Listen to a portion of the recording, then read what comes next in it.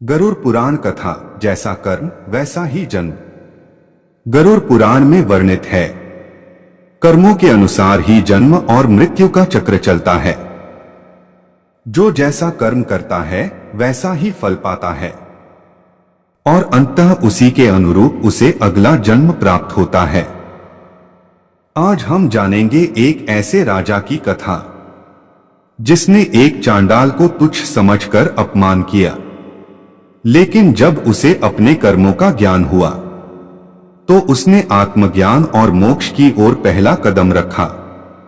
प्राचीन भारत की उज्जैनी नगरी में एक धर्मपरायण राजा राज्य करता था, राजा सुदर्शन। वह हर दिन ब्राह्मणों को भोजन कराता, यज्ञ करता और प्रजा की सेवा को ही अपना धर्म मानता था। एक दिन उसने अपने राज्य में एक भव्य विष्णु यज्ञ का आयोजन किया, जहां वैदिक ऋषि, ब्राह्मण, देवताओं तक को आमंत्रण भेजा गया। नगर को स्वर्ग के समान सजा दिया गया। लेकिन उसी दिन नगर के द्वार पर एक चांडाल आ गया। उसका शरीर मलिन, वस्त्र फटे हुए और बदबूदार, लेकिन उसकी आंखों में एक दिव्यता थी जिसे कोई नहीं समझ पाया। राजा को सूचना मिली, एक अपवित्र चांडाल यज्ञ के समीप आया है।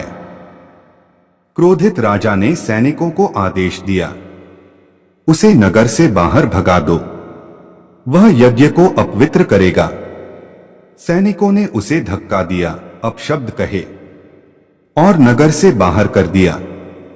वह चांडाल शांत रहा, उसने कोई विरोध नहीं किया।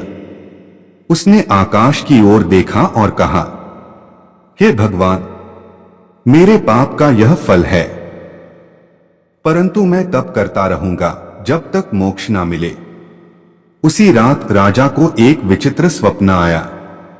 स्वप्न में स्वयं यमराज प्रकट हुए, तेजस्वी, गंभीर और न्यायपूर्ण।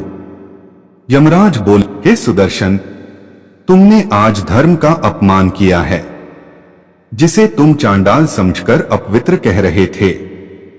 वह अपने पिछले जन्म में एक महान ब्राह्मण था, धर्मशील।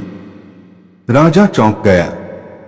यमराज ने आगे कहा, उस ब्राह्मण ने एक बार भूखे कुत्ते को लात मारी थी, बस उसी क्षण उसके पुण्य क्षीण हो गए। पुनर्जन्म में उसे चांडाल योनि मिली, लेकिन उसने कभी तप नहीं छोड़ा।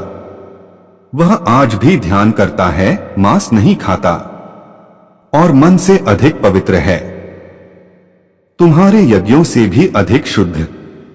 राजा भयभीत होकर उठ बैठा।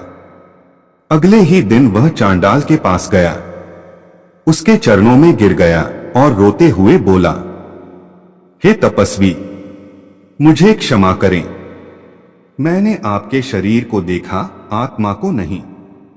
चांडाल मुस्कराया।